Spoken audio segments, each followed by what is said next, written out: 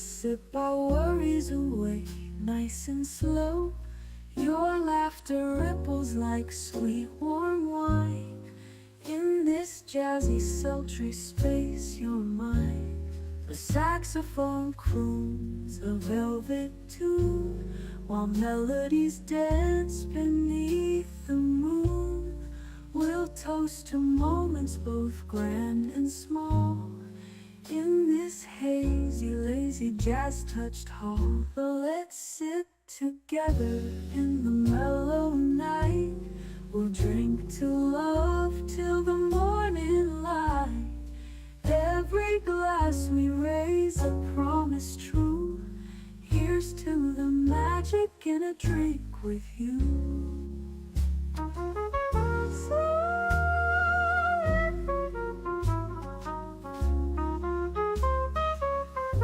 Your eyes, they sparkle with every click.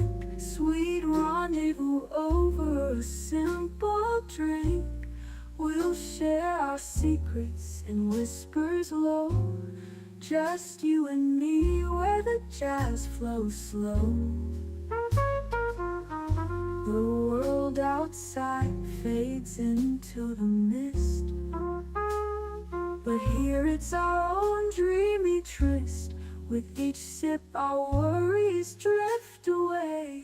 Let's stay together till the break of day. So let's sit together in the mellow night. We'll drink to love till the morning light. Every glass we raise a promise true. Here's to the magic in a drink with you.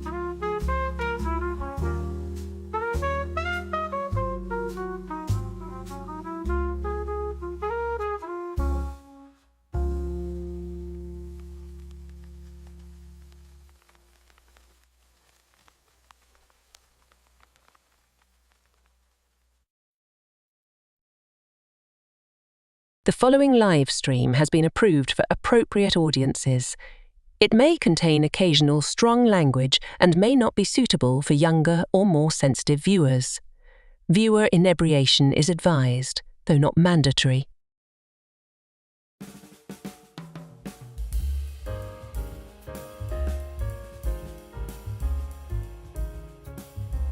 Good evening, happy Friday, and welcome to Last Call, where we always strive to bring you uplifting, knowledge-increasing, thought-provoking content. Or, barring that, we'll let Aged Boomer do the driving while I get drunk and silly. But seriously, Boomer did have a suggestion for this week, and I wanted to let him have a go at it. Change things up a bit. We're going to give a little history lesson about this day in history, the 30th of January. Well, it's about time you lads did something sensible and cut out the silliness. Well, I don't know about all that, Sarah. I'm sure there will be plenty of silliness, especially as I drink. So get comfortable. Top off your glasses, set your Wayback Machines, and we'll roll this Canarble wagon right now.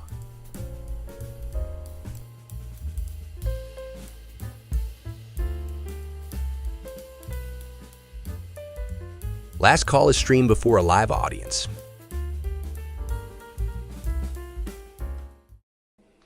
Release the Kraken. Release the Kraken! The Kraken!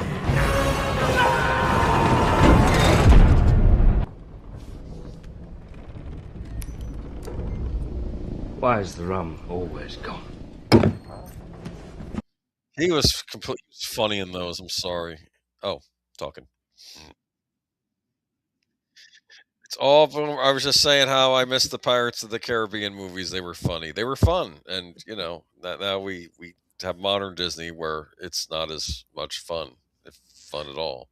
No, you're absolutely right. Well, I do have to say that the Kraken is not gone. It is right here, thanks to a very generous birthday gift from Tony Roberts over at Analog Toys, who is doing a member stream right now, talking about his recent Rambo toy video. Make sure you check that out. Very, very good stuff over there. Yeah, it's a cracking night. It really is. How about you, Boomer? How you doing? What you sipping on? I'm doing all right. I got an unsweet tea. Unsweet tea. Yes. Yeah, because that's sweet tea. That's just crazy time. We It's can't just have none of crazy. that now. You'd rather, Yeah. I should probably having a Long Island iced tea after some certain files got released today. Yeah. That's going to be a lot of stuff to go through. Yeah, that's probably a stream for another night. But Maybe. A lot of things to talk about. But it is something that happened on January 30th, right? And Netter. That's right. That'll be another January 30th thing for the future. Sorry. Exactly right. Netter, how are you doing? And what are you sipping on? I am extraordinarily tired for some reason, and I decided to switch it up. And right now, although I'm going to be drinking my water in a bit, I'm drinking a zero sugar Mugs root beer, but this is almost gone, so I'm going to switch to my Polar brand. I forget what flavor I got, blackberry something or other. I'll be switching to that in a bit.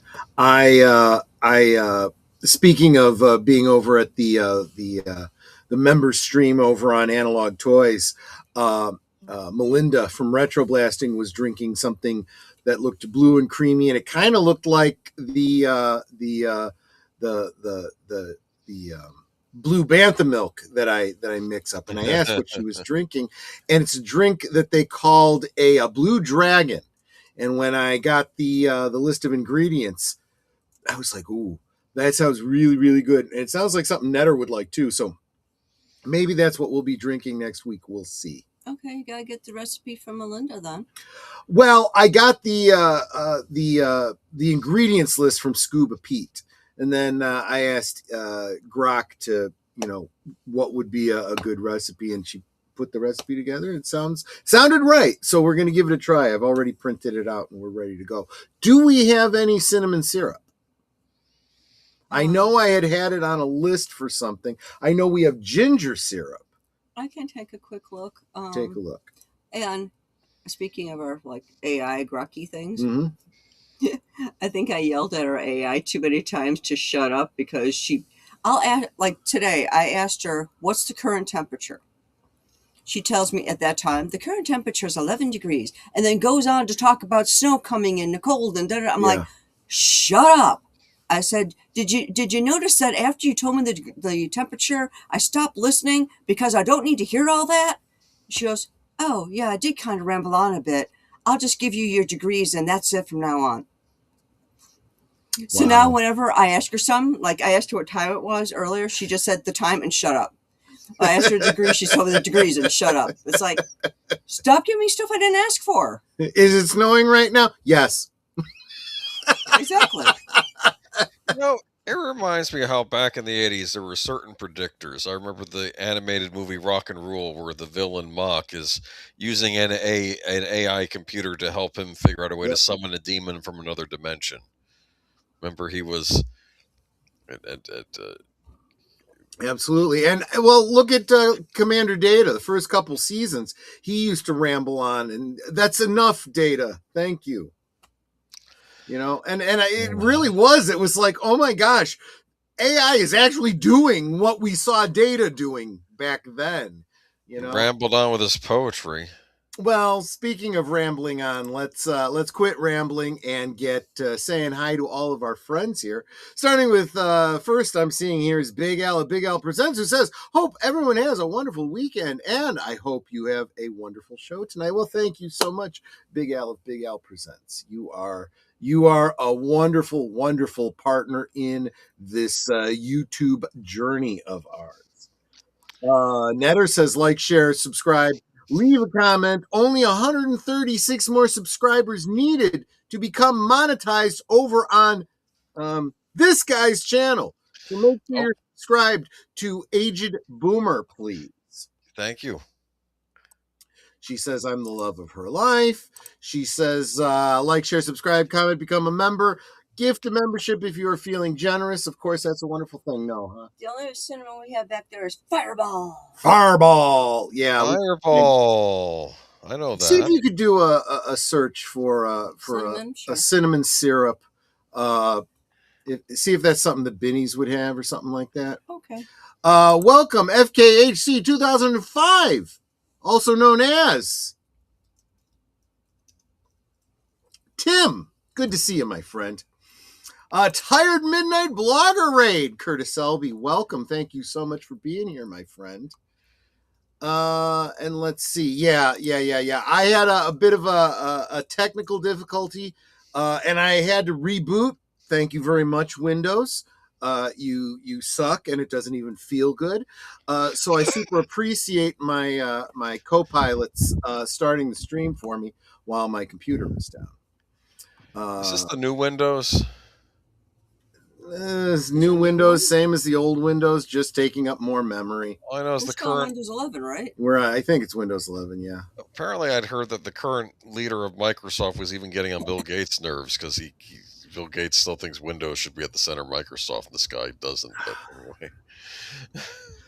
But welcome, Sir Torrent Clegane, who says, good evening, everyone. Finally have a Saturday off so I could join the stream. I'm so glad you could be here, my friend. It's always good when you guys could be here live, and chit-chat and have drinks with us and get silly.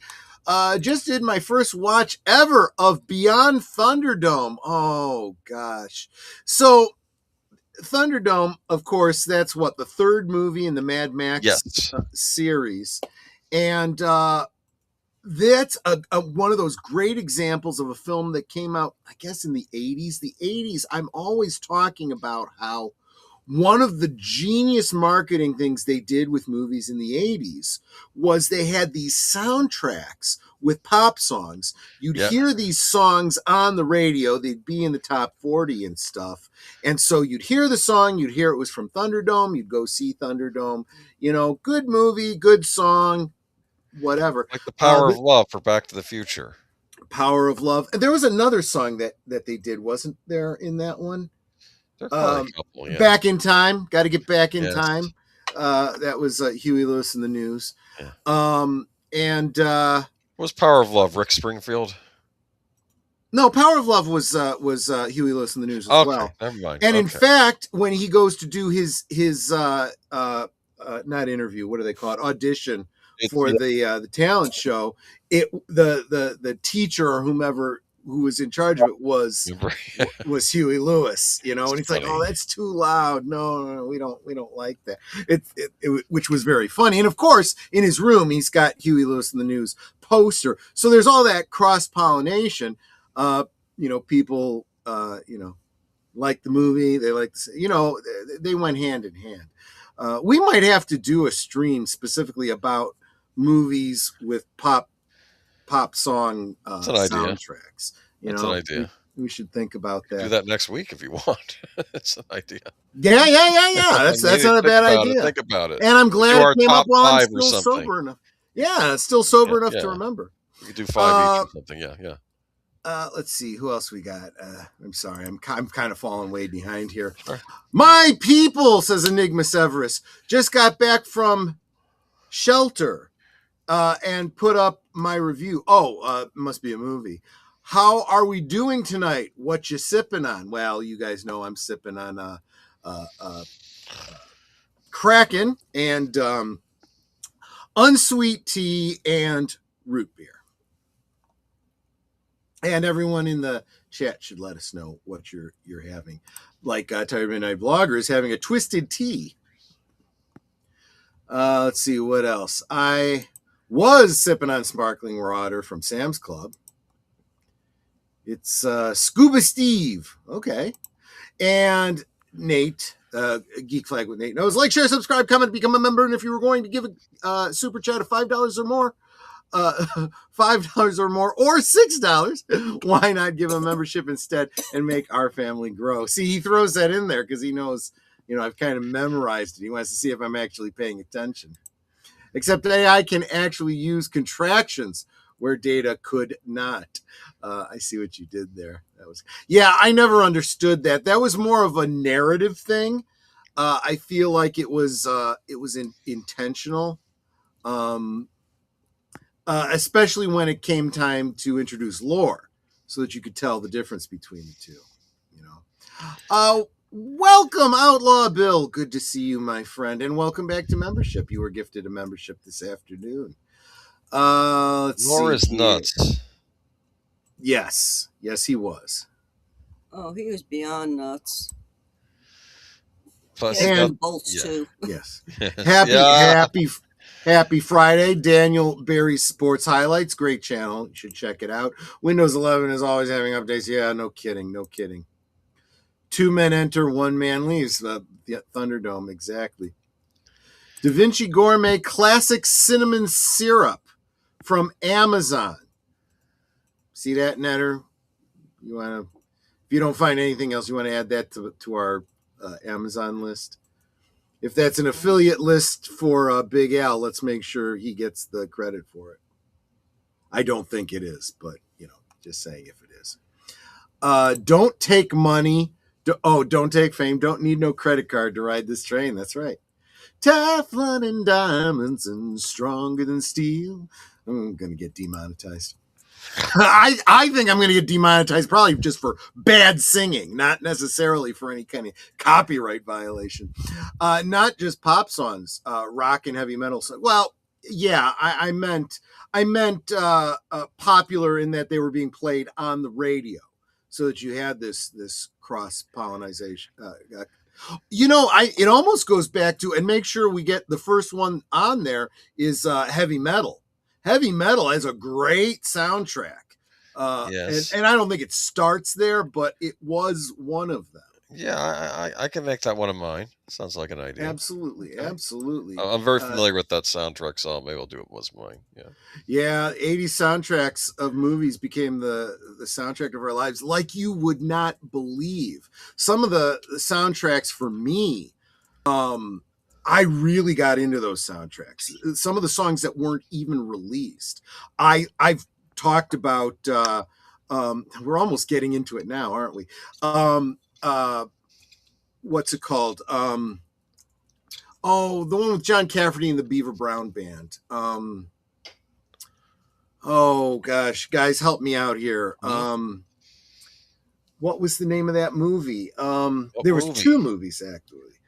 Eddie and the Cruisers? Eddie and the Cruisers, that's what it was. Yes. I had all 3 albums. Yes, there were 3 albums. There was the soundtrack from the first movie, the soundtrack from the second movie, and then the unreleased tapes, which was really just new takes and live cuts of some of the songs from the first 2 albums with some of the dialogue from the movies interspersed in. It was actually pretty cool. But I had all of those. About Last Night. About Last Night has a wonderful soundtrack. St. Elmo's Fire. Again, that entire soundtrack. What was the Rick Springfield one? Was it Hard to Hold? I think it was Hard to Hold. Oh gosh, God. I'm looking forward now to next week already. Yeah. We could probably do. Yeah. Have some fun. Penny J is in my ear and in my eyes. Literally in my ear right here. Popped in to like before bed. Good night. Take care. Have a good one. So glad you did stop in to say hi. Save it for next Friday, Troy. Where is that? Ski flag with Nate knows. Yes, I'll save it for next week. Absolutely. You're right. And of course, Connie Cleary, the bird woman of YouTube, and Fluff Chick Productions. Thank you to the membership gifter. That was either Nate, or that was more likely than not, it was Wilkie's Movies and Music, who gifted 5 this afternoon. So okay. If I could afford the monthly membership, I would always be a member here. For that, I am truly sorry. I can't be a Solid Oak member here, but you are. See, it's not just about monetization, right? It's not about supporting me monetarily. When you like, when you subscribe, when you hit that thumbs up, when you subscribe to this derelict over here, all of these things, together we grow. It all matters, and definitely encourages me. And salute to you, Deleted Scenes, who just got here. Good to see you. You just got here just in time, as I am about to bring up the presentation that Aged Boomer put together on 1/30/26, marking the first event of January 30th we'll be talking about. That's the day that Aged Boomer put together a slideshow for this stream. Now, yes, I had this idea because there's this book. It's called. Hold on, let me grab it. Okay, Chase's Calendar of Events, and Cool. you can usually find this in the reference section of your local public library. Okay, like the one that you happen to frequent. Perhaps. Yes. And yeah, and maybe I somehow got my hand on last year's copy, because there you go. Not and up to date anymore, but maybe I just kind of got my hands on one. Not from the library. I would never do that. Geek Flag with Nate Knows says today is my oldest son's 22nd birthday, so there's another January 30th event. Well, it's funny you should mention birthdays, Geek Flag, because that's going to be our first category tonight. Birthdays! Happy birthday to you. Happy birthday to you. Happy birthday, dear famous people like Christian Bale, who was Batman. No. He's like, I'm Batman. I'm Batman. I'm Batman. That's one thing I'll say about the Ben Affleck Batman that followed that up. Instead of him like distorting his voice physically, they just had some kind of voice distorter built into the suit. That does make perfect sense. It really does. I laugh and Netter laughs too, because one of the channels that we follow is Casually Comics, and Sasha over there, when she does, like, she reads a little excerpt of a comic, she likes to do voices. And what's really funny is when she does Peter Parker and Robin, she does a voice like this, so it sounds like a little boy, right? And when she does Batman, she talks like this. But lately, she's been getting her husband to come in and do Batman's voice. I see. And it's actually really good to hear the two of them together, especially when there's like some romantic banter. It's like, oh, that's pretty good, you guys. Like if she's like Catwoman and he's Batman. And they've done that. Yeah. Good stuff. I understand with him and Nolan, we're probably going to go for it, because on Batman the Animated Series, Kevin Conroy had his Bruce Wayne voice and he had his Batman voice. And they were both his voices, but they were both kind of distinct. Bruce Wayne's was lighter. But the trouble is, I think with Christian Bale, is his Bruce Wayne is his normal voice, and then for Batman he went deeper, whereas I think with Kevin Conroy he had his normal deep voice, and then he lightened it for Bruce Wayne. Do you understand? Yes. And it was just it's anyway. Well, I still like think about movies, go back to the old Fleischer cartoons, and more importantly, the Superman radio dramas. This looks like a job for Superman, and that was necessary because you did not have the visual of Clark Kent turning into Superman. You needed to hear it in the voice. Well, even when you look at Christopher Reeve when he did Superman, how the way he talked as Clark Kent was very different than how he talked as Superman. Yes, he did. He's like, well, really, Lois, I think I love that bit where he's like, Lois, something I need to tell you. I'm really. I mean, I was really nervous about tonight, and it's like, oh my gosh, and that is the scene. That is the scene where he's got the glasses on, and then he puts the glasses on, and his whole demeanor changes, and you're like, yeah, it's not just the glasses. I get why people don't see Clark Kent. The other thing is, when he was as Clark, in that particular scene, it's like he says, Lois, I got something to tell you. He takes off the glasses, and he straightens up to his full height. Exactly. And as Clark, he slunches down a bit. Exactly. And what you don't see in that scene, and I only actually ever noticed it when I started doing my custom Mego heads, because I've got one for Clark Kent, one for Superman. The part is on different sides. So presumably, as he goes into that revolving door to change into Superman, he's not just changing into Superman, he's combing his hair to part it on the other side.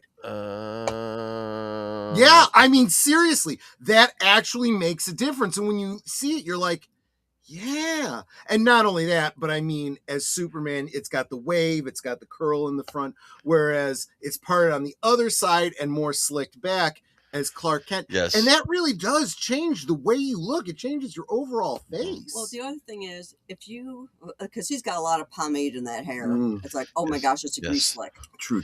But if you took his Clark Kent hair, which is slicked back smooth, right, and then you part it to the other side, it's gonna wave forward. It's gonna wave back on itself. That's an excellent point. Speaking of that, what's his name? Dean Cain. He actually reversed it. When he reversed what they did in the comics. In the comics during the John Byrne era, Clark Kent wore like a slicked back hair for Clark Kent, and of course all flowy for Superman. And Dean Cain reversed it. He had the stylized hair as Clark Kent and then slicked back for Superman. The reason being, most of the show he was Clark Kent. It was Lois and Clark, the New Adventures of Superman. Right. Superman was a small part of the overall story, which I thought was very clever because narratively speaking too, it was about him as Clark Kent because Clark Kent is who he was. Superman was what he could do. Exactly. But I don't think they ever really, and that doesn't apply to Batman, does it? Batman is who he is. Yes. And Bruce Wayne is more of an affectation he puts on. Yes. Because let's face it, when there's no one else around but Alfred, he's Batman. He's walking around without a cape and cowl, and he's Batman. But then when the cameras are on him and there's people around, he's the philanthropist playboy. Well, it's funny. There was an episode of Batman Beyond where the supervillain of the week was trying to get Bruce Wayne. He kept saying, Bruce, it's time to end it all. Like trying to coax him into jumping out a window, like a 10-story window and stuff. And Bruce said, but I knew it wasn't, I knew it was fake. Deep down, I knew it was fake because I never refer to myself as Bruce. I refer to myself as Batman in my head. That's a great point. That's a great point. Sir Torrance says, oh my God, it's a grease slick. So Superman's Italian. Yes, he is. Yes, he is. Well, he's technically Kryptonian, but the closest human nationality, absolutely Italian. Absolutely. By the way, did you know who else's birthday was today? But since he passed away last year, I didn't include him. Was Gene Hackman, also born on January 30th. Wow. Yes, so there's the Superman tie-in right there. So Lex Luthor. Yeah. But I didn't include the greatest criminal mind of this or any age. Should I move on? Yeah, go ahead. Sure. Okay. Who else? We have Dick Cheney, the former vice president. Yeah, I want to go back to Batman. Batman, because Bruce Wayne died in the alley with his parents. That is a great, great way of looking at it, Nate. Yes. Anyway, I wouldn't be surprised if that Dick Cheney is... Move on from Dick Cheney. Well, he's a dick. Yeah. By the way, I don't know if you want to move Netter into the bottom left corner since the picture's all. Because otherwise it's covered. Well, no, I didn't want to cover up your attribution there. There we go. There we go. You can leave me in the corner there. There we go. There you go. All right, moving on from Netter in a corner. Okay, Phil Collins' birthday is today. So take me home, Studio. Well, he looks old. Yeah. Well, I try to pick more recent pictures, but no, that's fair. That's fair. Let me tell you, I am. As time goes by and I learn more and more about some of these musical artists, I gain so much respect for them. I had no idea. He started out really as a drummer, not as a lead vocalist. I'm starting to have a lot more respect for some of the musical artists than the actors actually out there. The Hollywood actors. Absolutely. Yes. Well, because the talent required is so. Yeah. Well, I mean, everybody, speaks to the drum solo in the Air Tonight. That's Phil Collins. That's all him. Yeah. And it's not just the drums, but it's the sound mixing. That I don't know how much of that was him and how much of it was a tech guy in the studio, but it's like lightning in a bottle, I swear. Yeah. But moving over. Yeah, speaking of nobody puts an editor in a corner, are we going to be talking about a sequel to Dirty Dancing real soon? Do we have an article about that for Sunday? I didn't know there was going to be a sequel, but I can find one for you. We got to talk about that. Probably. Yeah, look for that because I heard about it. Yeah.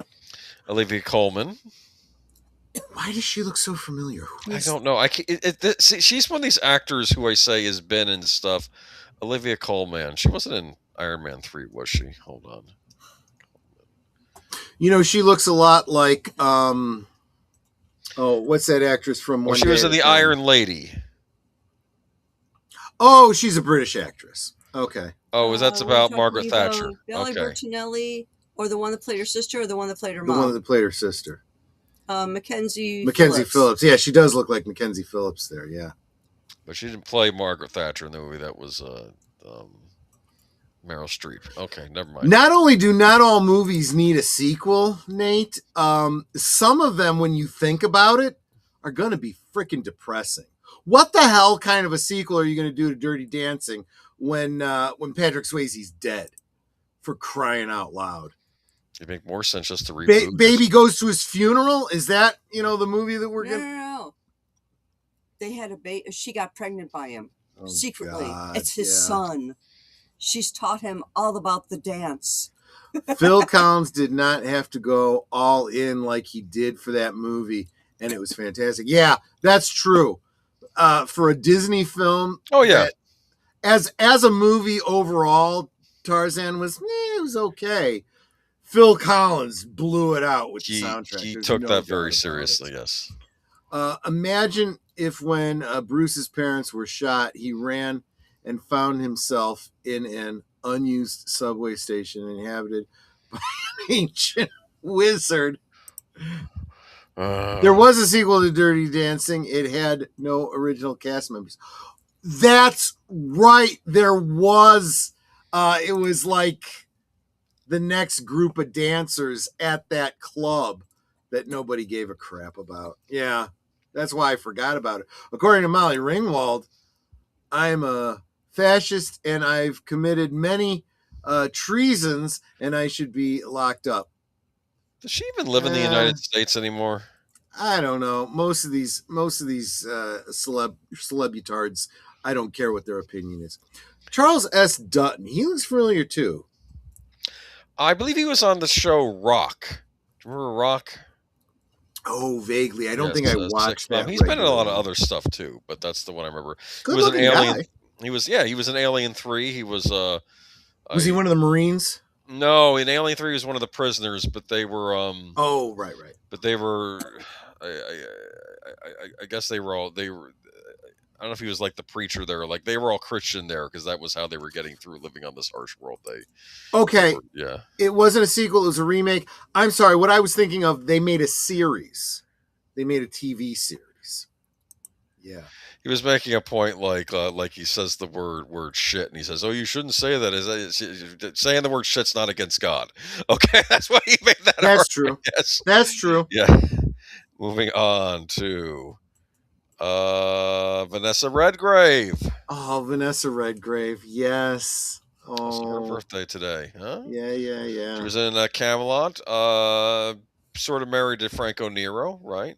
Mm-hmm. They had a ceremony and everything. I don't think they're officially married on paper, but they had a ceremony. I mean, maybe they are officially married now. I don't know.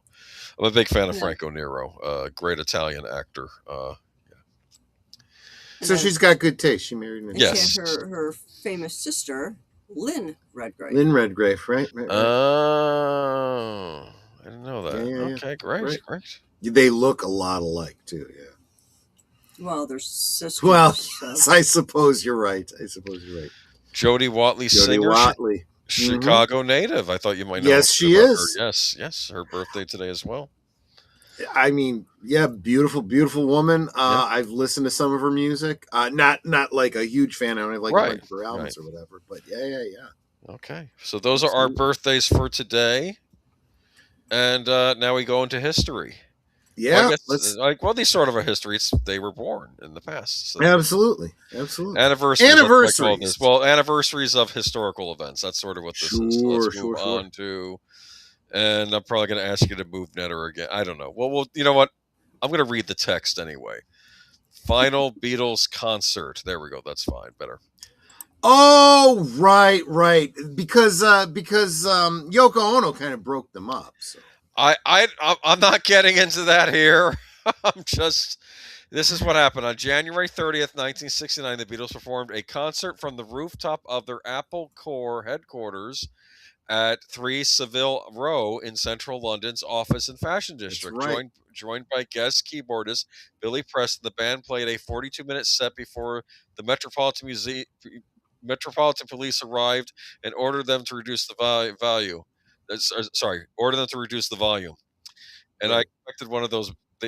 They were probably Bobby cops, and they came over and says, "What's all this then?" Right? What's all this then? Yes. Okay. It was the final public. Drop it down below 11, please. Yes. Of course. It was the final public performance of their career. They performed nine takes of 5 new songs as crowds of onlookers, many on lunch breaks, congregated in the streets and on the rooftops of nearby buildings to listen. The concert ended with "Get Back" and John Lennon joking, "I'd like to say thank you on behalf of the group and ourselves, and I hope we've passed the audition." Oh, that's kind of funny. That is kind of funny. Yeah, they released the album, I think, not long after, but then they broke up because Lennon went to go do a solo career. So they never actually had a tour where they did their last album. Right? You got a permit for that rooftop concert? I don't know. I just think it's kind of funny. But let me get back over to you. Hold on. Get back to where you once belonged. Yeah, please. So I don't know. So that's an anniversary today of that. Oh, Bloody Sunday. This right. This is not nice stuff here tonight. No, history tends not to be filled with good stuff. By the way, I snagged all this from Wikipedia, so hopefully it's accurate. That's broad strokes. I'm sure an event that happened on a day. I'm sure Wikipedia can manage that at least.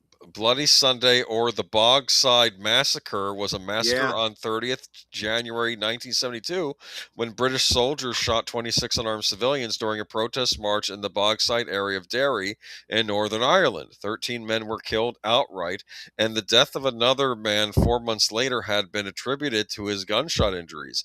Many of the victims were shot while fleeing from the soldiers, and some were shot trying to help the wounded. Other protesters were injured by shrapnel, rubber bullets, or batons. 2 were run down by British Army vehicles, and some were beaten.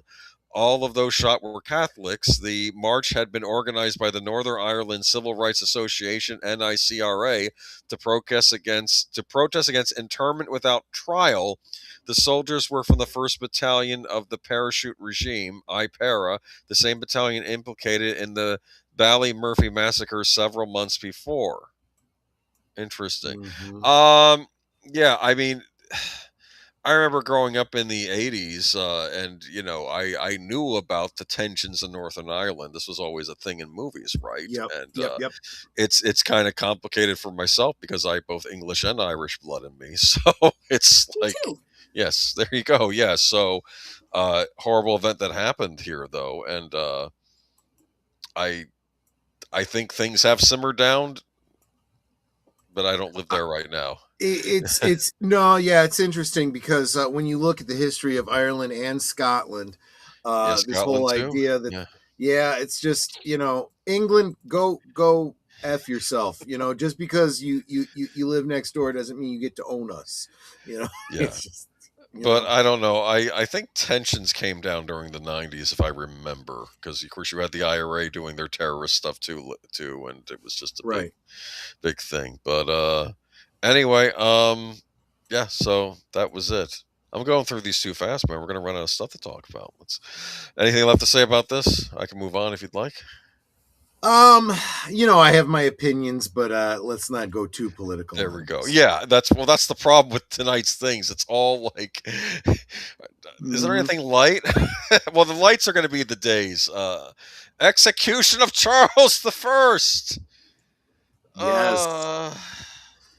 And look, if you're gonna execute Charles's, no, I'm not gonna go there, but. Oh, dude. Okay, Charles the First, King of England, Scotland, and Ireland. See, that's where it started. Okay, was publicly executed on the 30th January 1649 outside the banqueting house on Whitehall, London. The execution was the culmination of political and military conflicts between the royalists and the parliamentarians in England during the English Civil War, leading to Charles's capture and his trial. On the 27th of January 1649, the parliamentarian High Court of Justice had declared Charles guilty of attempting to, quote-unquote, uphold him in himself an unlimited and tyrannical power to rule according to his will and to overthrow the rights and liberties of the people, and sentence him to death by beheading. Yeah. Yikes. Now, was he going against that whole Magna Carta stuff? Is that what the argument was? I mean, I'm speaking out of ignorance. There was. So you have to understand, the parliamentarians were. You could almost think of them as Republicans, right? They were trying to move away from absolute dictatorial rule of a monarch, and trying to get more to the more, I don't want to say democratic, but the more rule of the many, the many elites, not the single elite. I mean, that's what it comes down to. Let's be honest here, right? We're talking about barons and landowners and stuff, the wealthy hoity-toity of England that want to assert their say over what the king has to say, and they've come to a good balance there. There's still question about how much authority the king has, and since he doesn't use it, it tends to not ever get tested. So I hate to say it, now might be the time. Yeah, no, but he's not the one you want testing it, because not the current one, no. F that guy, but and boy, if you want to get really grim about this, you start talking beheading. What's the cause of death? Well, the death is caused by beheading, right? But what actually causes death when you lose your head? It's not asphyxiation. Lack of oxygen. Usually not. No, it's probably not, because that would take 3 minutes. Okay. It's probably not blood loss, but blood loss plays a role in it. There's no way to know for certain, but most likely beheading results in death by shock. You go into shock and you because your head rolls and looks up and you see your headless body. You're like, oh, no. Not emotional shock, but yes, blood loss plays into it. The extremely brutal nerve damage results in shock that immediately shuts down consciousness for most people. It's possible that not everybody loses consciousness due to shock, which is horrific to think about. Do they use picturing somebody being beheaded and goes, "Oh crap"? They have done experiments, mostly in France, with when they were doing a lot of beheadings, saying for the purpose of science, can you, try to blink, and try to, and there are some very scary stories about that. What I'm curious, was this by guillotine or is this by guillotine? Okay. Yeah, Which I think, to be fair, I know we think it's horrible, but it was actually, I think, supposed to be a more humane way of They executing thought them. it was. They thought it was Okay. instantaneous death. Yes. And for the most part, it probably is. Like I said, if you go into shock immediately, you lose consciousness. That doesn't mean the brain dies immediately, but if you lose consciousness, effectively, you don't wake up, right? So, yeah. Because I know in the past they would use you'd have the dude coming out there with the hood, and he'd have the axe. I keep wondering if the executioners had a union, they would have tried fighting against the guillotine, right? Because then that now you can't use the axe anymore. That's like job security, right? Well, there's that. There's also a lot of talk about nobles trying to be as nice as they could to the executioner in the hopes that they would make it as clean and swift a death as possible. Yes, because you got that axe hit more than once. Huh? Because sometimes they had to hit more than once because it didn't go through. No. Yeah. Well, so the idea was you pay them and they'll try to make it a clean cut. It's once instead of having to hack the neck. The greatest tragedy there is that, let's face it, the executioner was a human being too, and they had opinions, and many of them oftentimes were loyal to the monarch or royal individual that they had to dispatch, and did not want to do it. So it oftentimes required a certain amount of reassurance from the victim, saying, just do it. Do it as quick and clean as possible. That's the best way you could, serve me. It reminds me of that HBO show Rome, when one of the characters in that was sent to basically execute Cicero. Mm-hmm. And I don't think Cicero held anything personal against the Roman soldier coming to kill him, because they're like, someone is going to do it. It's like, it was like that. Yeah. I'll do you one better than this, Curtis. The neck is a lot harder to hit than you might think. That's a great point. But when you're talking about the guillotine, the engineering is a lot more challenging than you might think. Interesting. I've seen videos about engineers trying to reconstruct guillotines, and of course they're just chopping watermelons and stuff like that, and they're just showing the dynamics of it, and sometimes not getting all the way through the melon or the pumpkin or whatever it is.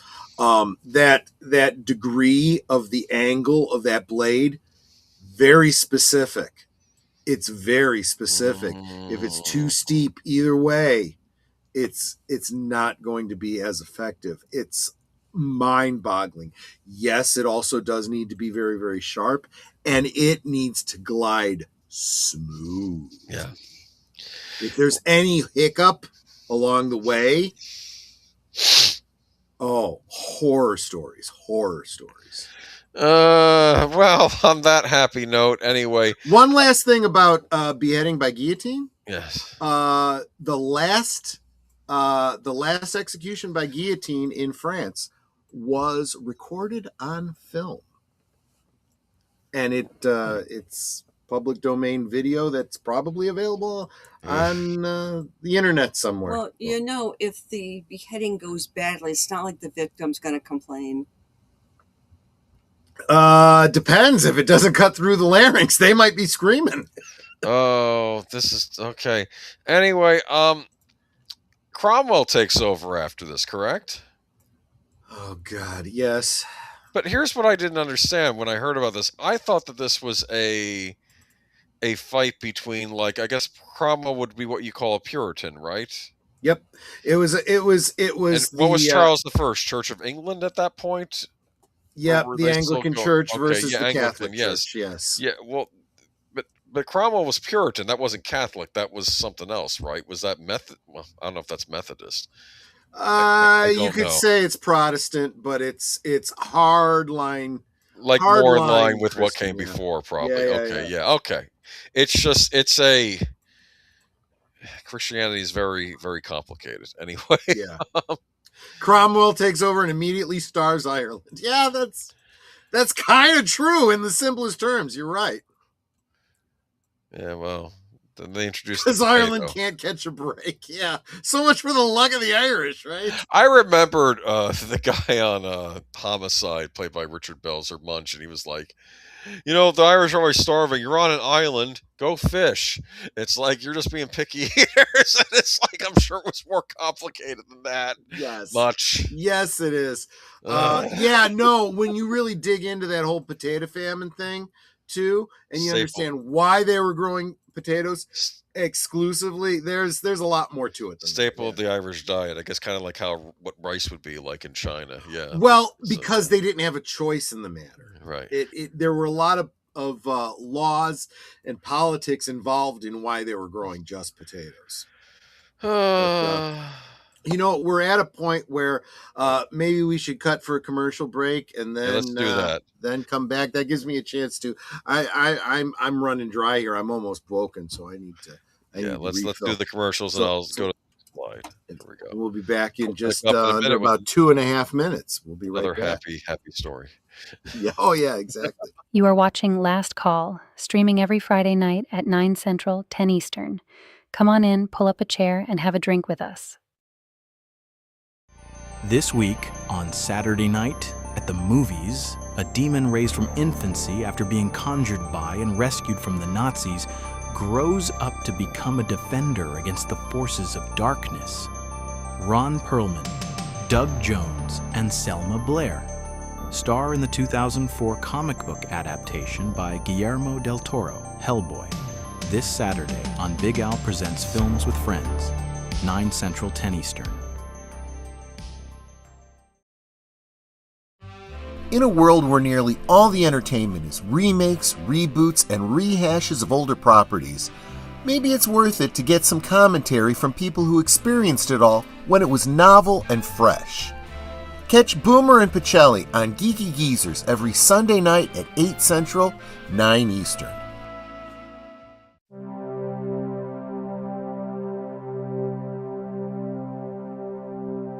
This week on Live from Sparkwood and 21, the Superfans are presenting the final part of Twin Peaks, Fire Walk with Me, Teresa Banks, and The Last Days of Laura Palmer, the fan edit of Fire Walk with Me and the Missing Pieces. Join us to watch live off-platform and hear the commentary on deleted scenes and affiliates, Tuesday at 7:30 Central, 8:30 Eastern.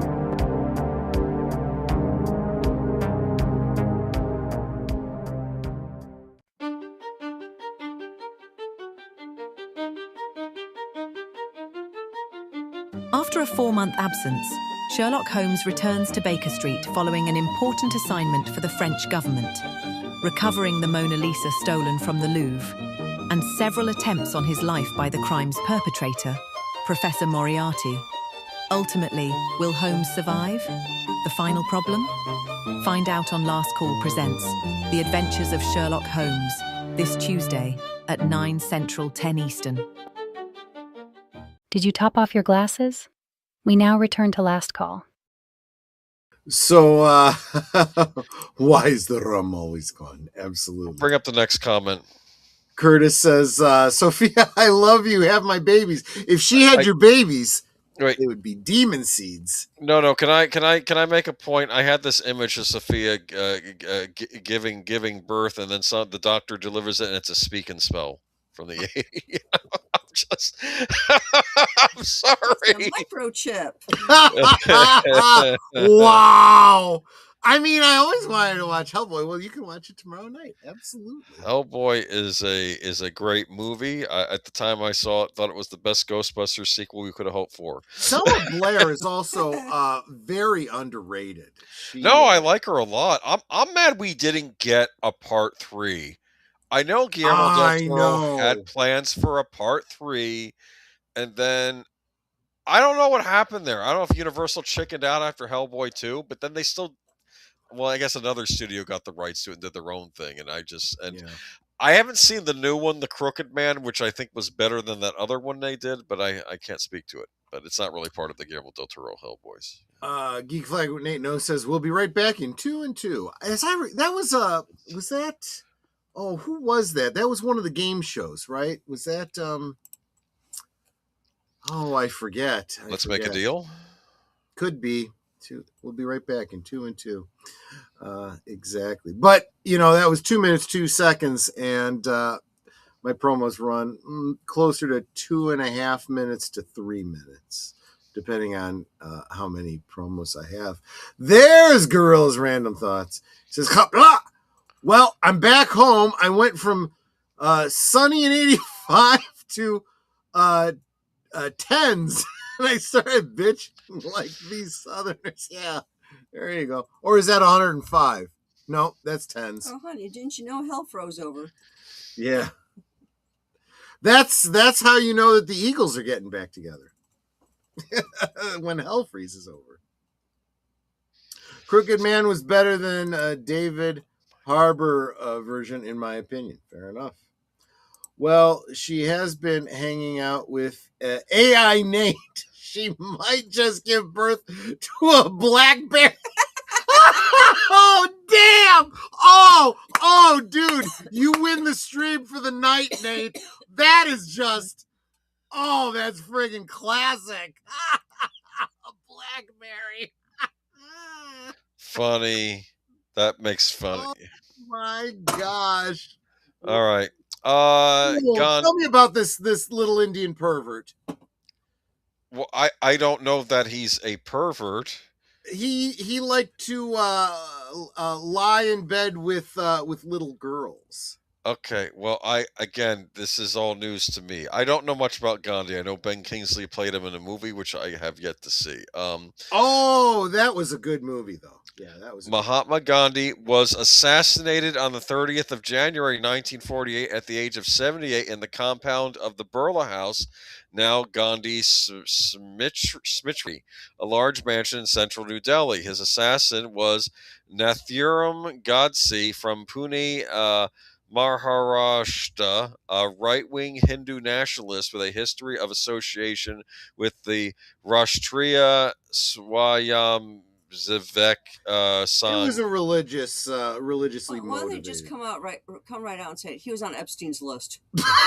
well, here I always notice too. There's always this word "right wing" shows up here. This guy's right wing. I'm thinking politics in India are not politics in the United States or even in European countries. These things manifest differently. So I don't know. I feel like this is a broad brush painting, but again, I don't know the historic. I just threw it in there because it seemed like a significant event. It really was. Yeah. In fact, as I was getting ready for the stream and looking for artwork and stuff like that for January 30th, this was the one that kept coming up. In fact, January 30th, partly because of Gandhi's assassination, is known as Martyrs' Day.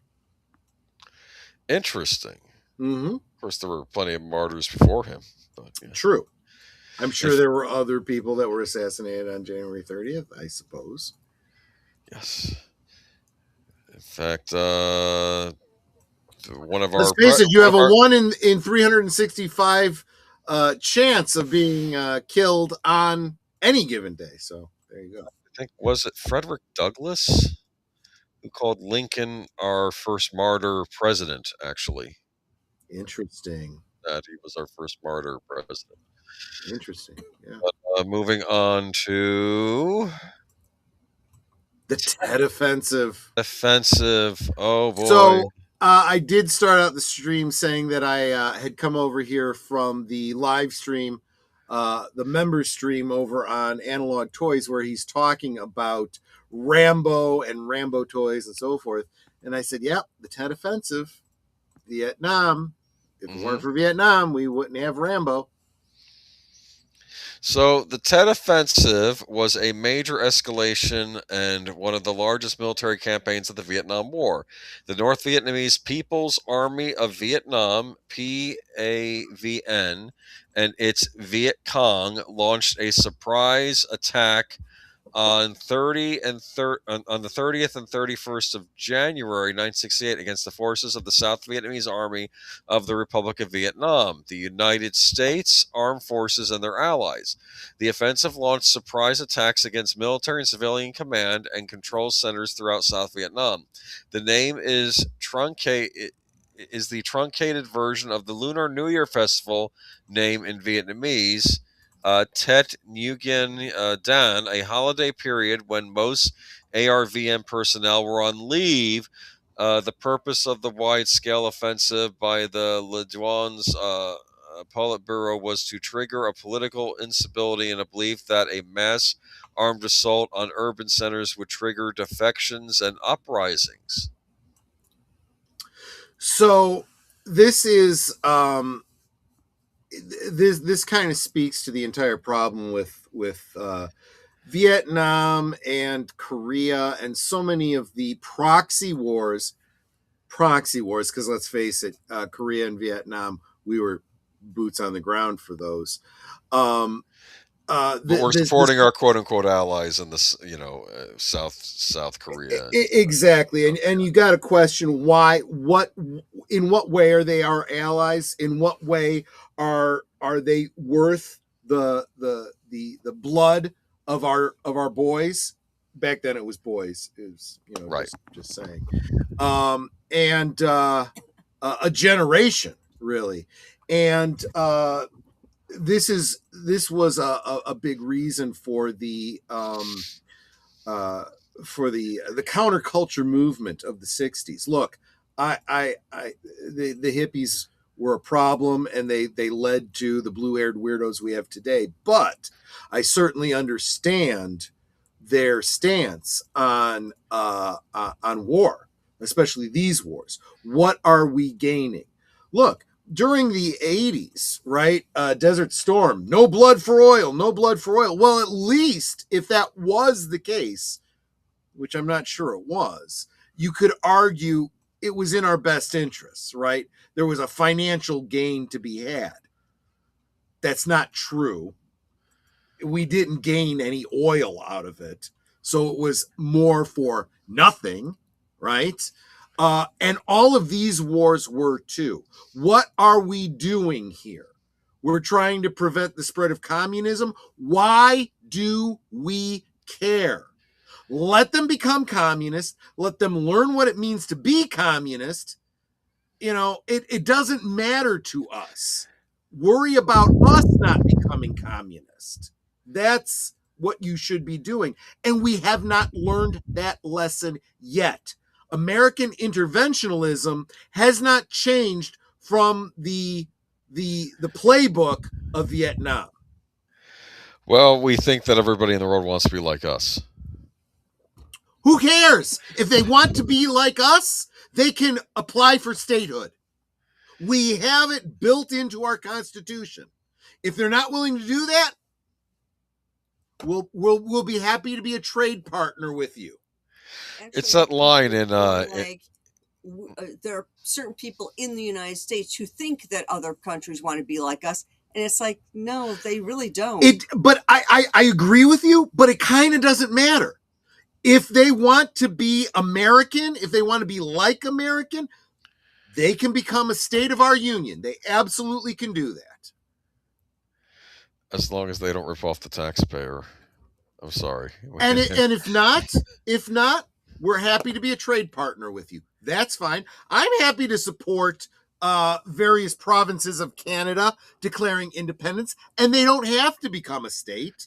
They can just become our trade partners, and we'll be very happy to consider them allies.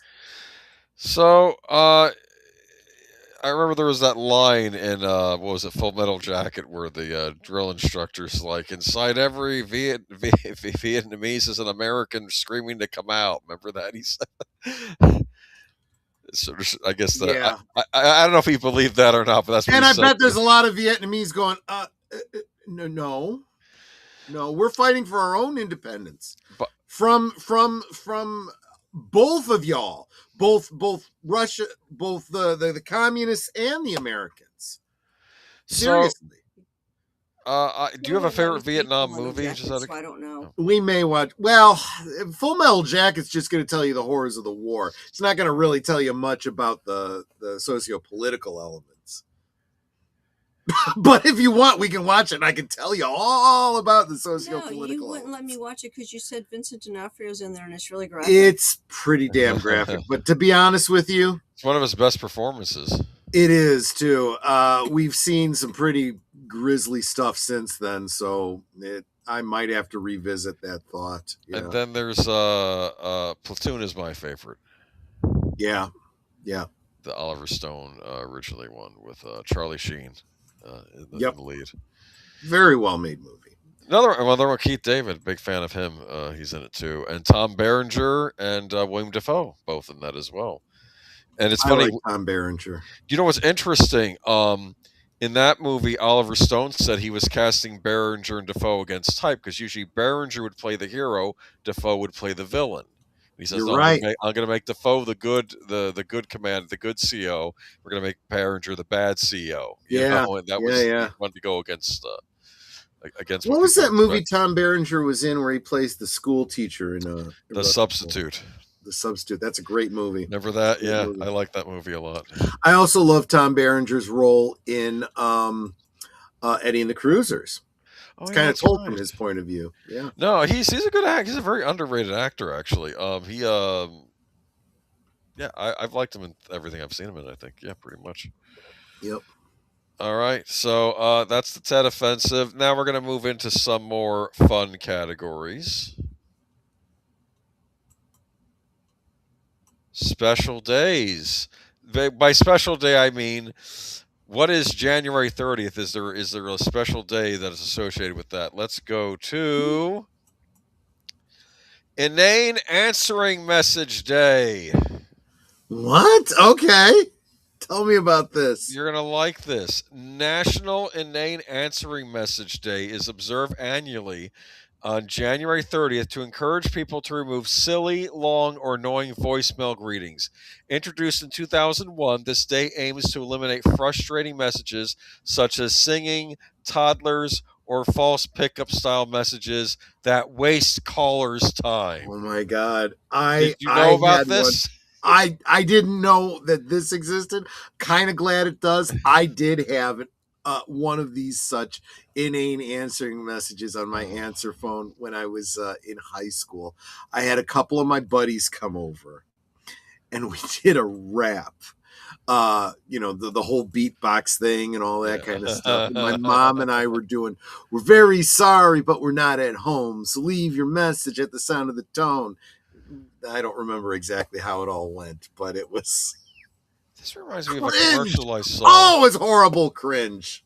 Was that something you could buy like through a service, like you could get different answering machine messages for your phone? Yeah, there was one where you can purchase like different celebrity voices. That's right. Leaving a message for you.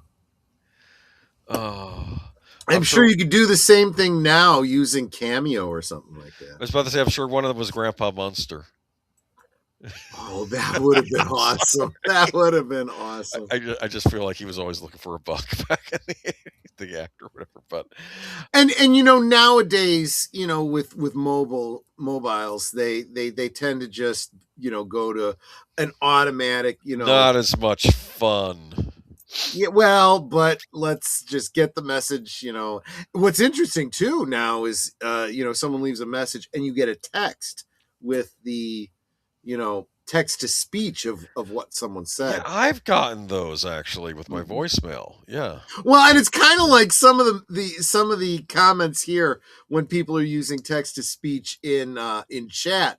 You're reading and you're like, what are they saying? Oh, it's something else. It's a homophone of what they actually typed, of what the computer actually typed.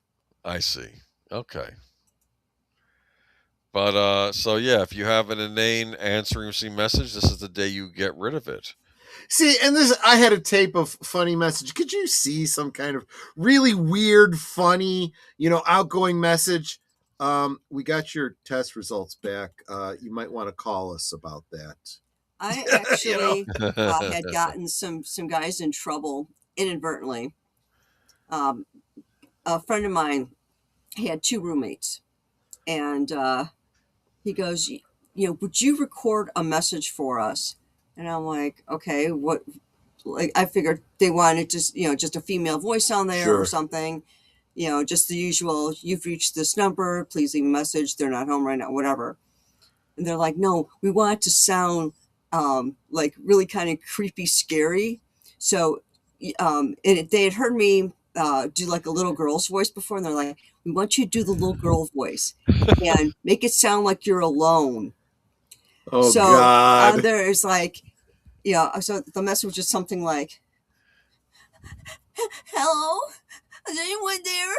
Well, Mike and Jason and Bob aren't home, and I'm all alone here. Oh my God. And it sounded like I was crying and all that. The cops got called to their apartment thinking they had a little girl there alone. Oh my God. Real brilliant.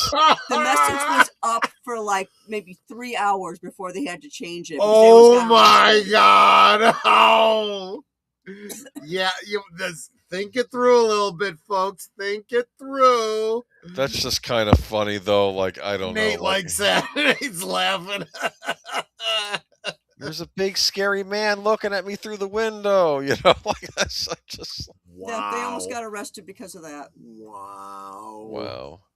And I found out about it like the next day. They're like, "Oh my gosh, we almost got arrested because of the." Not my fault. Not my problem. I did what you told me to do it. And they're like, "Yeah, we get it," but it's like we didn't realize it was going to have that kind of an effect. Deleted scenes. That's messed up. Yes, it is. Yes, it is. I just, I'm sure there's a lot of voice actors out there that have been, okay, whatever you want, it's on you. Very funny. I had no idea there was a National Answering Machine Message Day. Yes. Well, Jeez. It's like this. Oh, look at this. Connie says, well, my parents had an answering machine at the time. We had several birds there. The birds would be... Oh, they'd be on the recording. Yeah, because stuff gets in the background. It's like you got toddlers, It's the plumber. He's come to fix the sink. Really funny. All right, moving on to another day. National Croissant Day. Look at that. You're kidding me. There's an actual crescent roll day? Croissant. It's a crescent roll. We're in America, man. What's the French way of saying it? Croissant? Is that how you say it? Croissant. That's like Jim Carrey in The Mask when he was when the mask put on his French persona like Pepe Le Pew, and he's like, I want to show you my croissant and spread your pâté. Oh my God! And then she knees him in the groin, and then he goes, she is so sensitive, like his voice like goes down. Yes, exactly. Okay, National Croissant Day is observed annually on January 30th, a date that gives bakers, cafes, and food lovers the chance to honor the humble croissant. Whether it began as a fun food holiday, the celebration has grown as more people embrace the croissant's buttery layers and versatility in sweet and savory creations. I gotta say, they really are yummy, and the kind of a pain in the ass to make those puff pastries. I used to make the crescent rolls you got from Pillsbury. They're not quite the same as a regular croissant. No, they're absolutely not. They're not bad though. You have to buy. They do make puff pastry. That you can buy in the store, which are okay, but yeah, it's kind of a pain. But are you a fan? But they're well, yeah. I mean, I've had them and I like them. I mean, they make different flavors. They make chocolate chip ones. I think. No, see, you don't like it when they get weird. You want just. The I don't need the flavors. If I'm gonna have it, I want it plain. And you don't even have to spread butter on it because as the description here just said, those layers are all the way it's made is you roll out a very thin bread dough and you fold in pats of butter in between. Roll it out again, put more butter, do another layer, flatten it out. So you've got butter, bread. So it's a very buttery bread roll. Basically, you don't need to add more butter to it. They're actually really, really good. They do at Cheddar's. If you go to Cheddar's, you get 2 croissants as an appetizer. They not even charge. They just give them to you, and they have honey butter a little bit on top. And they're very good. Yeah. Well, if that's the way they come, that's the way they come. Fresh out of the oven. Yeah. Yeah, not bad. I thought I knew what croissants taste like before I went to France. My mind was blown. Ooh la la. Yeah, there you go. Oh, are they? I guess they're different in France. I guess maybe they're more authentic. I would assume. I guess because that's their country, right? I mean, it's one of their dishes. I'll right? bet you that the bread mixture is probably different than what we would do here in America. How about you, Netter? You like croissants? I do. I haven't had one in a long time. Yeah. Though. I've gotten. Sometimes you go to a restaurant and I would get like a shrimp salad, but it would be on a croissant roll instead of like a regular piece of bread. In fact, if you go to Chicken Salad Chick, you can get either it on white bread or a croissant. If you want to get the chicken salad on a croissant, you can do that. Yeah. Nice. Booger says, "Surrender pastries." I like a good pastry, and that's the thing about the croissant. Is it a pastry? Is it a bread? Is it somewhere in the middle? Maybe. What do you think? It's a pastry. Well, I'm not entirely certain that the two are mutually exclusive. Isn't bread a type of pastry? I mean, anything baked is a pastry, right? Yeah, but it has to have like fruit in it, right? No, not necessarily. Not necessarily. Or cinnamon. Because I don't know. Or icing or something. You assume pastries are sweet, but that's not true either, because you could have a savory pie shell that would be considered to be a pastry. Nate has an interesting comment there. What's that? Also, in France, you will never eat a croissant that is no more than an hour old. After an hour, it's bird food. Oh, wow. So they got to eat them right out of the oven. Okay. That makes sense, because when you get them at Cheddar's, they're kind of right out of the oven when they give them to you. Okay. Yeah, because you don't want to steal croissant. I guess not, but I don't know. I mean, they're not as good, I guess, if it's too long, but yeah. Now you're making me hungry for crying out loud. I'm sorry, Let's move on man. to the next one. Let's move on to the next one. Oh, this is our last one, but I have a way of filling in some time, because I could say what we missed earlier this week. World NTD Day, my favorite holiday. Neglected topical diseases? Diseases, yes. Day is an annual observance on January 30th dedicated to raising awareness, mobilizing action, and gaining support for the control, elimination, eradication of NTDs, which affect over 1 billion marginalized people globally. Are they talking about the quote-unquote global south? I don't know. No, they just mean poor people. Okay, highlighting the need for resources, political will, and community involvement to tackle these devastating diseases. The day serves as a rallying point commemorating key milestones like the first NTD roadmap launched in 2012 and the current one in 2021. Okay. So what would be a neglected topical disease? Bird flu? Do you have any examples? No, I mean, I tell you what, if you give me 2 seconds, I will look up the Wikipedia article. Do the Google flu. That's fine. All right. I never heard of these. It sounds kind of funny. Like, I don't. Well, I'm sure. No, it's Boomer bad. is not mentally ill. I am mentally ill. Well, no, I probably am. I probably am. We need a cause to raise money for acne or something. Well, I'm guessing it probably has something to do with like fungal infections and rashes and things like that. Toe fungus. Okay. Most commonly affected roles, most isolated. Okay. What are the diseases? I'm looking at the site here. Give me an example. I'm going to put in examples. I mean, you actually have a great picture here of someone with some sort of an affliction of the eyelids. That's what I'm assuming, yes. That kind of, I can see it being a neglected topical disease. Yeah. Let's see what Google. Okay, diseases elimination milestones. Trachoma, Pakistan, India, and Vietnam have validated the elimination of trachoma as a public health problem. What is trachoma? We go from croissants to fungus. Yes. Lymphatic filariasis. Brazil and Timor-Leste eliminated the disease, while India has treated 57 million people using triple drug therapy. What are these? Guinea worm? 3 Central African countries committed to eradicating this disease. Parasite. That looks horrible. I want to look that up now. That's a good point. I immediately thought fungus, but parasites are probably another big one. Ew. Yeah. Let's see here though. Guinea worm, dracunculiasis is a parasitic infection from the guinea worm. A person becomes infected by drinking water contaminated with guinea worm larvae that reside inside copepods, a type of small crustacean. Stomach acid digests the copepod, and releases the guinea worm larva, which penetrates the digestive tract and escapes into the body.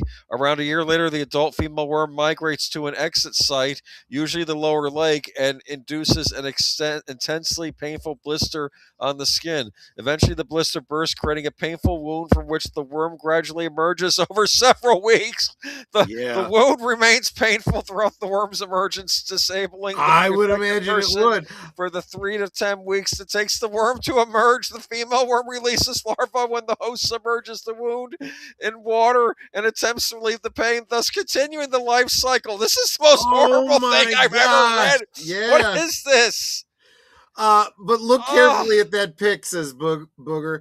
If they slip and turn on that lightsaber, it will go right through her brain. Yeah, but it'll kill whatever it is that's growing on her eye. That's for sure. It's disgusting. Accounts consistent with Dracula, whatever the heck it is, appears to survive in documents from physicians of Greco-Roman antiquity. In the 19th and early 20th centuries, tuberculosis was widespread across much of Africa and South Asia, affecting as many as 48 million people per year. This is horrible. Yep. You gotta wait for this worm to crawl out of you for like over 3 weeks. If you try to do anything about it, it just makes it worse. Wait till it submerges into water and we'll do this again. Oh my goodness, there's a diagram. Oh, it goes into the gut. No. You know what? Let's not take for granted our water over here, unless you live in certain parts of the country, like Flint. You know what? You know what's actually a very good treatment for a lot of these parasites? What? Ivermectin. Oh yeah. Just saying. Hey. What is that, sweetie? Huh? What is that you just said? Ivermectin was something that was being considered for treatment during the COVID that they would. I hear they use it on horses. It's a horse thing. yeah, but it also has an impact on the immune system that helps not only with parasites but potentially viruses. Did you ever see Russell Brand when he was on Bill Maher? He was calling out like the CNN or CNBC reporter on there for going after ivermectin, saying that everything you were saying about it being horse, that's all nonsense. It was fine, and that's why no one trusts the media. That's what he was. The reason they needed to shut that down was because they couldn't have the pharmaceutical companies could not receive immunity if there was any other treatment that could be used, that was approved on the market, and they couldn't make money off of ivermectin. They needed you to pay for their experimental treatment. So that's why things went the way they did. And anyway. See, I won't even get a flu shot now. Not that I've had one in years, but I won't get one because they've been sneaking in the COVID vaccine into the flu shots and giving you both at the same time. It's like, no, I don't want that crap in my body. At this point, they bitched and moaned so much about us being anti-vaxxers. They made me a fucking anti-vaxxer. I will get no more vaccines for the rest of my life. Well, plus the fact that the COVID vaccine would literally kill Troy because of his light infector 5. Right. There was never any consideration for people that were already immunosuppressed, so should not be receiving any vaccines of any kind. That's deadly.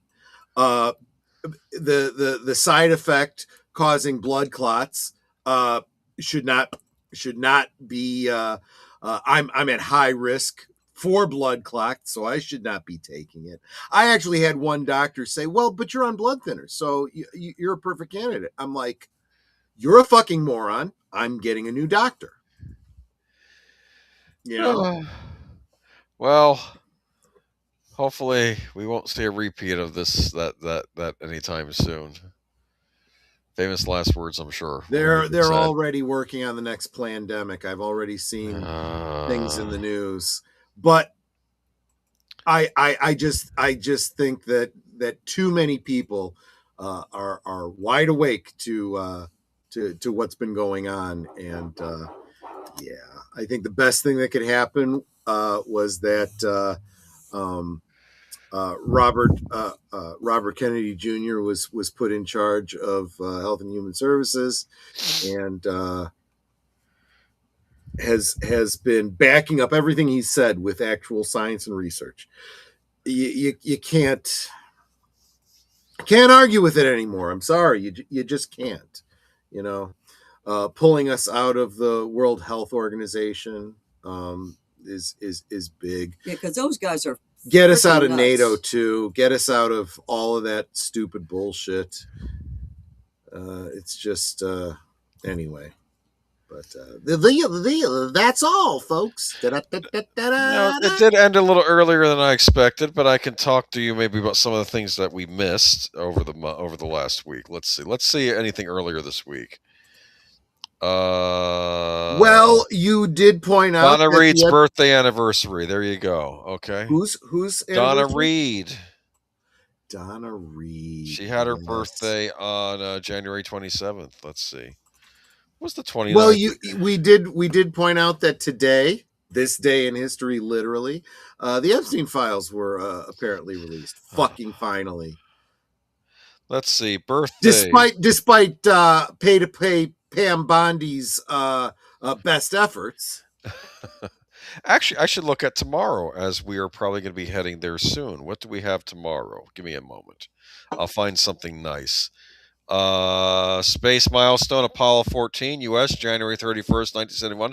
Launch date of Apollo 14. 5 days later, on February 5th, astronauts Alan B. Shepard Jr. and Edgar D. Mitchell landed on the moon. Lunar module Antares. Command module Kitty Hawk was piloted by Stuart A. Roos. Pacific splashdowns on February 9th. See that? Yeah. Okay. Birthdays tomorrow. Kelly Lynch of Drugstore Cowboy, and I notice I don't put Roadhouse under her credits. That's where I remember her from. Justin Timberlake is also, his birthday is tomorrow. Look at that, huh? Wasn't he a Backstreet Boy or something like that? I think so. Or One Direction or something like and that. NSYNC was the other one I think of, but yeah. And Kerry Washington, actress from she was in the movie Ray, remember? About the singer. Don't remember. Okay. I don't remember. Let's see. Tomorrow is National Preschool Fitness Day. January 31st, daycare centers throughout the U.S., a day promoting healthy lifestyle habits and physical education and healthy eating in preschool children. Annually, the last Friday in January.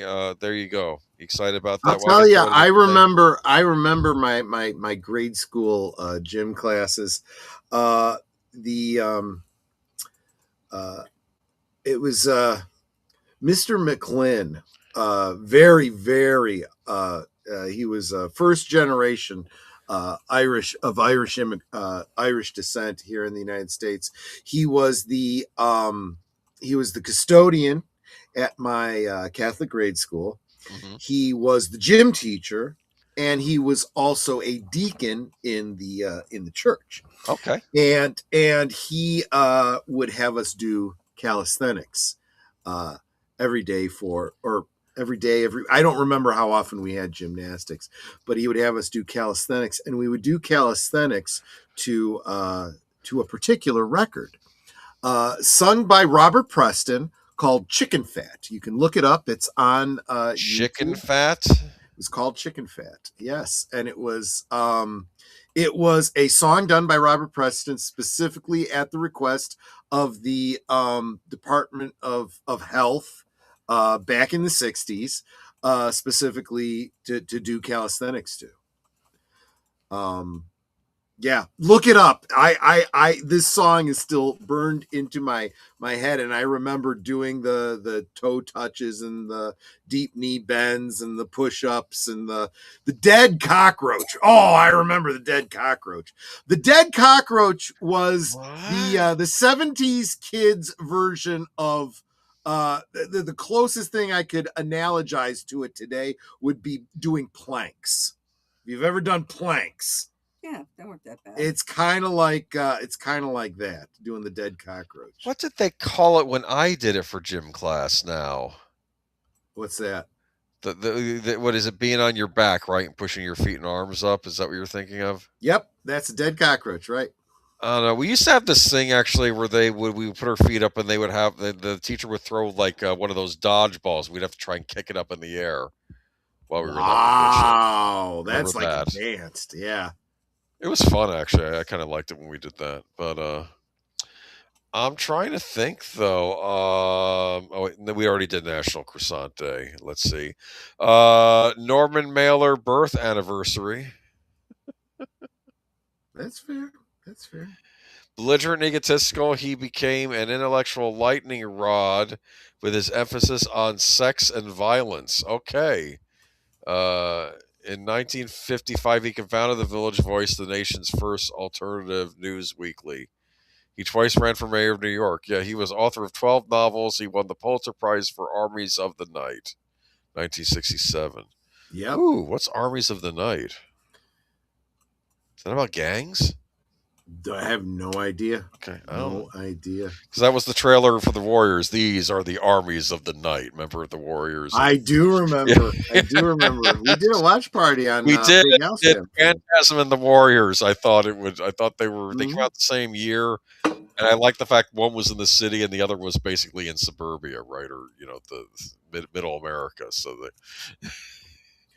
what you had to deal with when you were living in 1979. Michael Beck, right?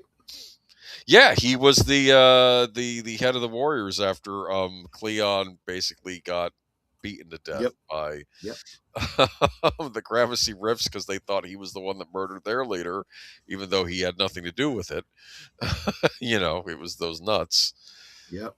But I don't know. I'm trying to think. Brexit anniversary. United Kingdom leaves the European Union. That's yes. When Britain had a moment of clarity. Exactly. Samuel Goldwyn death anniversary. He's big in movies. Remember? Yep. He was a Samuel Goldwyn production. I do remember. Zane Grey birth anniversary. What was he?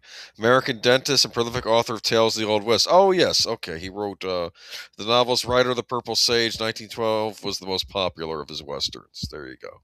So, I don't know. Anyway. Yeah. There you go. Okay. But we don't need to stretch it out. We could we're going to stretch it. We're going to talk about this for another hour. I'm going to look through the whole year. No, we can end a little bit early. That's fine. I've got a lot of rum in me. I am pretty loaded. So we should.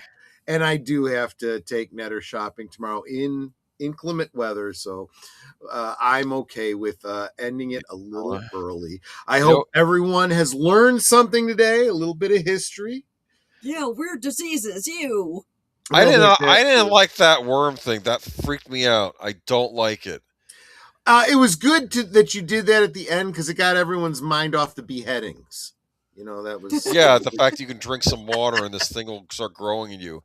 When I joke about the scary stories that tell in the dark and you get tapeworms, all this other nonsense. No, there really is horrible stuff out there in the world that will mess you up. Then there's the worm that you can contract by being up to your waist in a river. Goes up Goes up the canal there. Oh, you mean if you pee, right, and it travels up your pee stream? You don't even necessarily have to pee. It'll find its way.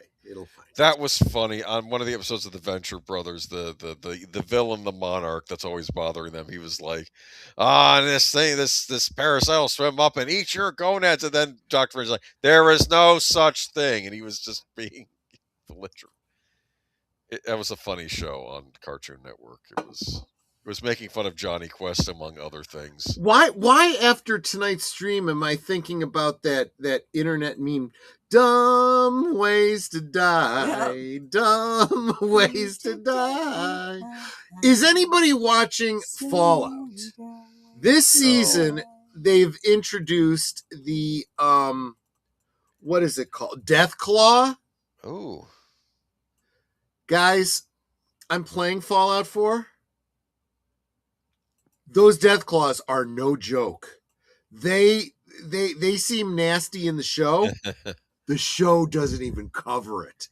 I had full armor with a repeating one of those spin. I'm just firing off blast after blast. It's coming from. It's a quarter of a mile away, running at me down the street, These and I'm monsters? and it's just getting pissed. It's just getting pissed. That sounds unfortunate. Yeah, I'm actually probably gonna I'm only in the second chapter of. I may just start the whole fucking thing over again, to be honest with you. Hey everybody, says Keely Chow on the other side of the international date line. Good midday from Hong Kong. Welcome. What's going on? We've just been talking about horrendous ways to die, beheadings, parasites, and all kinds of terrible things. We were talking about the Vietnam War. It's been a fun stream. It really has. You know what you should have after the stream? You should have some ice cream, and you should have rum raisin. That's a joke. Actually, I haven't had rum raisin since I was a kid. Ooh, that sounds good. Alexa, add rum raisin ice cream to the shopping list. Just thinking about it. Rum raisin ice cream is now on the shopping list. They don't sell it anywhere. Well, I'll look for it. And remember it. Booger says, remember Faces of Death? Yes, we do. And we'll be talking about that on Sunday, right? Not for good old days, but we have an update because apparently Faces of Death is coming back. Not for good old days. I'm not doing that for good old days. We'll talk Faces about of it. Death does not work for good old days. We'll talk about it on Sunday. I just looked it up. You can buy Häagen-Dazs rum raisin ice cream at Meijer. Well, there we go. Shows what I know. Okay, all right. You can also get the brand Turkey Hill, Neil's Sweet and Nice, and Carsdale. Turkey Hill is a good brand. I've heard they're good. At least I don't know if I've ever had them. Yeah. But what was I going to say? Oh, let's put this effort to bed. So for some of you later tonight, for some of the rest of you tomorrow night on Big Al Presents Films with Friends, Hellboy by Guillermo del Toro. Sunday is the busy day. I will be with Real Wade Nation Gaming Clips over on his Rumble channel watching Tron Ares. Ooh. I'll give my honest opinion, which I won't know until I actually watch it. Of course, Geeky Geezers, you have any teasers for Geeky Geezers you want to share?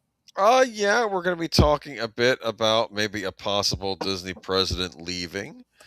We're also going to be talking about Scream 7, which is getting some buzz. We'll see if it's going to live up to the hype, but and I'm sure there were other things. The return of the Muppet Show. So I suspect we'll probably do the Muppet Show for good old days. Spoiler alert. Okay. In reference to Tron Ares, Geek Flag with Nate No says, Troy, my condolences. Yes, I'm sure that's one of the Faces of Death. Oh, Faces of Death. Monday, I don't remember if I had what I had planned for movie night. I'll have to take a look at that. I might just pull a weird one. I might just come up with something that none of y'all have ever heard of, and just kind of throw it at you. But if you're curious what it's going to be, and you're not a member, maybe consider becoming a member. You can become a member for as little as $2. You can gift a membership to someone else for as little as $5. But something to think about for Monday. Of course, Tuesday you saw the promos. You know what we got coming up. But what you didn't see in the promos, because I haven't put a promo together yet for it. On Thursday, you have a special guest on Thursday, another author, as I recall. Yes. Charlotte Nightstar, their werewolf, Oh, should be joining us. And we're just going to talk about how far she's gotten on the book she was writing last time she was on. Because we know for writers, it is a process, and it does take a long time to get all those thoughts onto paper. So we're going to see where she's at and go from there. And so Nate is suggesting that we do Federation February.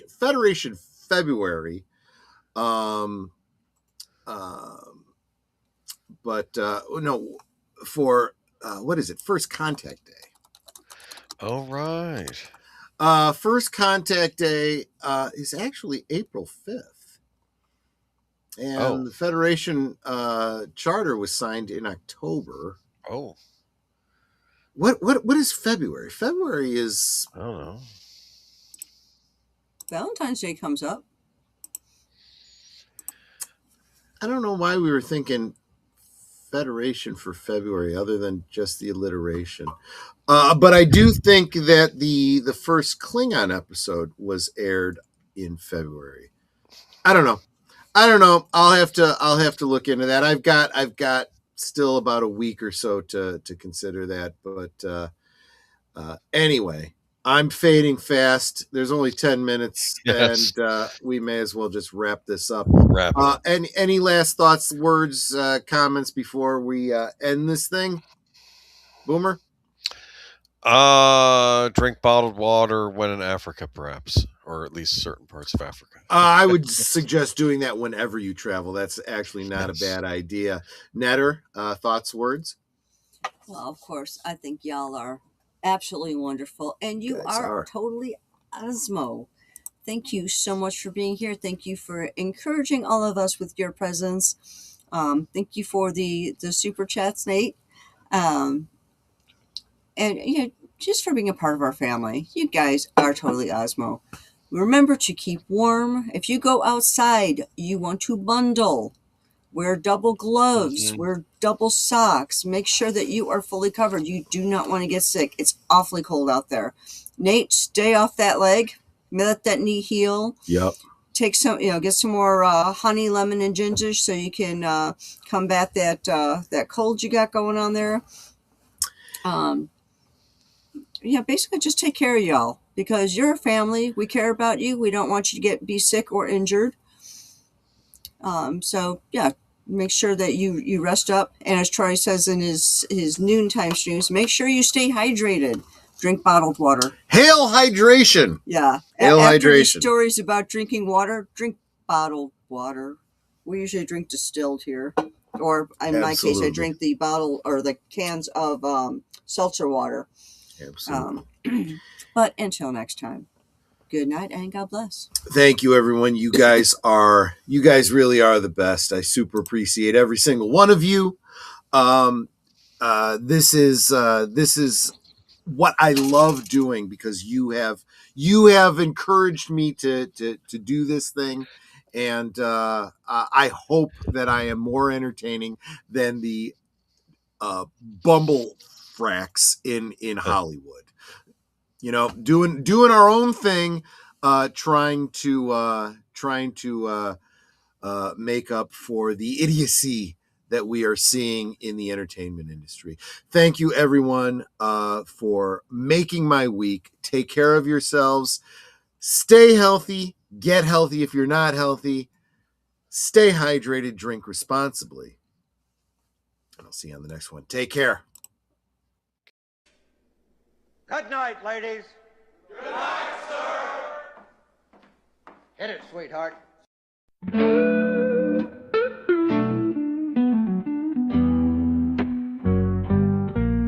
The neon lights are fading, closing time is near. Whispers in the corners, secrets shared sincere. The bartender's polishing the final glass. Time slips away like moving through the grass. Last call for alcohol, make your dreams come true. One more round, friends, from me and you. Let's toast to the night, to the stories we've spun. Here's to the laughter and to what's begun. The shadows are dancing as we linger still. Every clink of a glass, a memory to distill. Beneath this smoky haze, our feelings they unfurl. A tapestry of whispers in this corner of the world.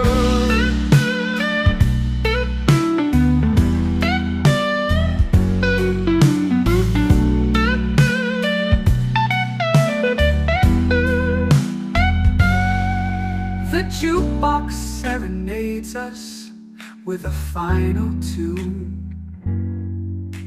crooning to the lonely and the lovers under the moon. With every soft note, the end draws ever near. But in this fleeting moment, there's nothing to fear. Last call for alcohol, make your dreams come true.